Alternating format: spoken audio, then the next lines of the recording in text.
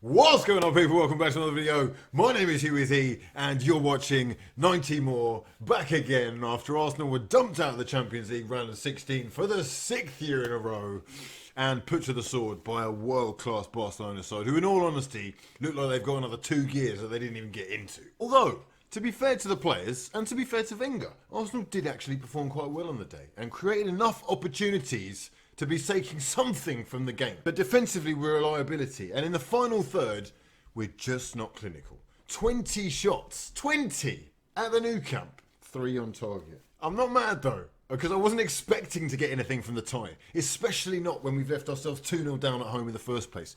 But we are here again. Groundhog Day. Monotony. Profitability without success. I'm looking at the starting lineup. It's 2016. There's 100 million in the transfer war chest.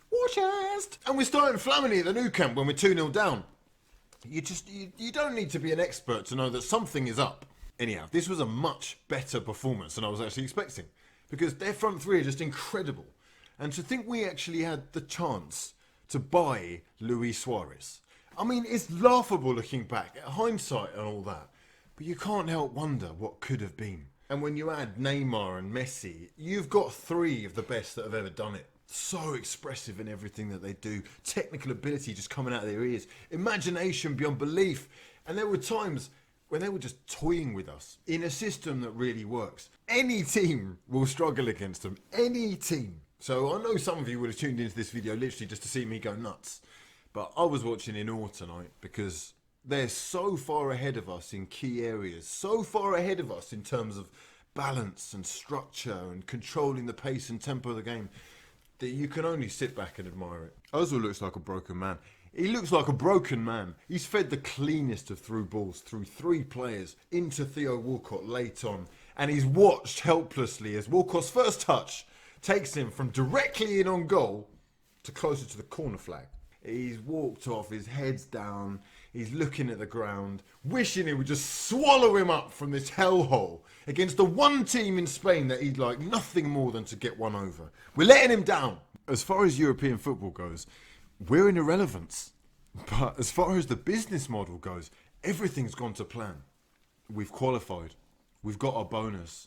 And by consistently doing just enough in the group stages, we're relying on miracles in the next round because we always draw the best teams. It's not rocket science. And in the same way, the reason that we're not competing with these sides, like this Barcelona side, who have got holes and were exposed at times tonight, is simply because we're not investing like they are. We've papered over cracks in this squad for years, hoping that injuries would hold off and the guys that we have got would consistently play out of their skin. And they're not. And as a result, that's where we are. That's what he's been relying on. I mean, it's got to the point where it actually doesn't matter. You know, it's all about Everton now. Every game is a cup final. And one more Gerrard up and it's over. It's all over. It might even already be all over. But by God, I want to see blood, sweat and tears until the last whistle of the last game on the last day. And then, let's see where we end up. And I'll get behind them until the very end, especially if they play like El Neni today, hustling hard, never more than 5 or 10 feet away from his man, being available as an option. Or Iwobi, high energy, always looking to go past a man or play it forward into a space. These are the levels that we need. And to think I'm singling out a newcomer and a bloody 19-year-old kid who's making his first start in the Champions League. And he deserved his start. Well fucking played, lad. Well played. He played out of his skin. I can't wait to see more of the kid. It's actually unbelievable that England have missed out on him. Real shame not to have a player like him on board. If he keeps his head down, he'll go far. But same old Arsenal. I hope people who went had a good time, you know, watching Messi, because that's what it is. You've witnessed the greatest of all time toying with our goalkeepers, toying with our defenders. They are on another level to us. That's the actual truth. Congratulations to them. Hope they actually go on all the way so that we can say that we lost the winners at least. Anyhow, will Barcelona go all the way? What do you think of Arsenal's chances against Everton?